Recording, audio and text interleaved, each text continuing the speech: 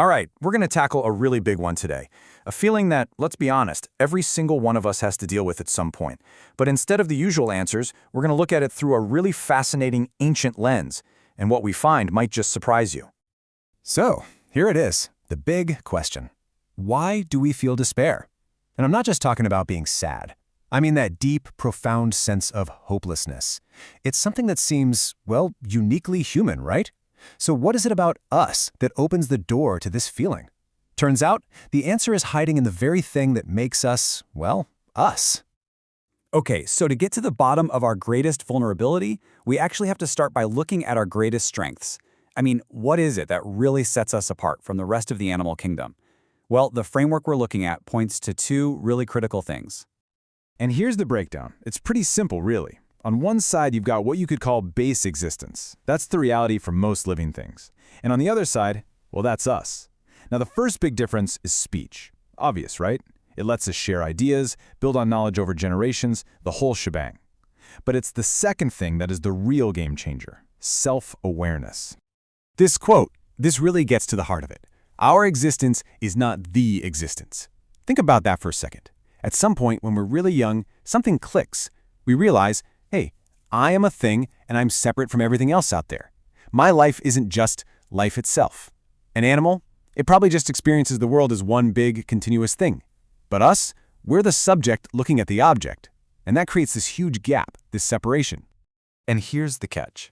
This separation, this incredible gift of being self-aware, it's a total double-edged sword. It comes with a really steep price. It creates a whole set of psychological burdens that, other creatures just don't have to deal with.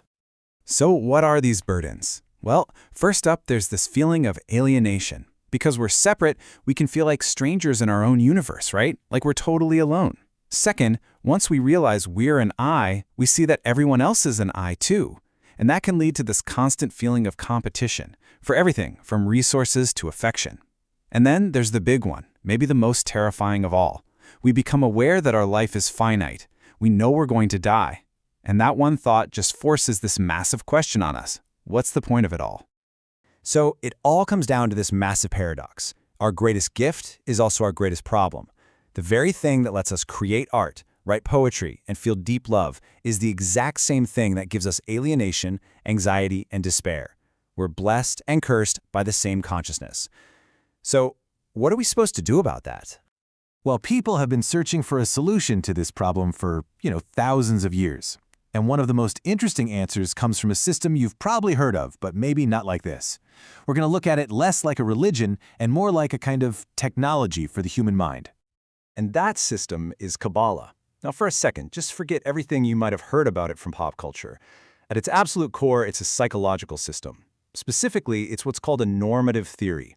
And all that means is that it's not just describing how our minds happen to work, it's actually providing a blueprint for how they should work to be at their best, to finally solve that conflict of being self-aware. And the solution it puts forward, it's not about some complex ritual or just having blind faith. Nope. The root of this whole system, the very engine that makes it go, is morality. It argues that the way out of despair is fundamentally a moral path. So that brings us to the core insight. The whole system really hinges on one single but incredibly powerful internal action. This isn't about something you do on the outside. It's about a fundamental shift you make on the inside. It's all about the power of acknowledgement. And get this is totally fascinating. The original Hebrew root for the word Jew, it doesn't actually mean an ethnicity or a follower of a modern religion. It literally translates to one who acknowledges. The entire identity is built around this one mental act. So, the big question is, acknowledging what? This is it. This is the moral truth sitting right at the heart of the system. It's the conscious choice to acknowledge that existence isn't just random, it's not meaningless, that there's a purpose to it all, and that this purpose is fundamentally good. It's about actively lining up your own consciousness with that idea. Okay, because when you actually do that, when you make that internal acknowledgement, something really profound starts to happen. Your whole perception of reality begins to shift. The universe stops feeling like an object and starts feeling like a subject. It literally changes from a something into a someone. So let's just walk through that one more time. Step one, that's our default mode, right? We're an I, looking out at this big impersonal universe. An it, a something. Then comes step 2, the crucial move. We make the choice. We acknowledge a moral purpose, that the universe is fundamentally good. And the result? Step 3. Our perception totally transforms. That cold, impersonal something starts to feel personal, relatable. It becomes a someone. And according to this ancient psychological system, that someone, that universe that we've infused with purpose and goodness through our own acknowledgement, that is what we call God. So in this view, God isn't some old man in the sky you have to go find. It's a reality that you help create through a moral choice. And that is the ultimate solution to that feeling of alienation we started with. Which of course leads to a pretty big and very practical question, doesn't it? If God is this personalized existence that we connect with through acknowledgement, then where is it? Where do we find it? How does that connection actually work? Well, that is the perfect setup for our next explainer, which is called, you guessed it, Where is God? See you then.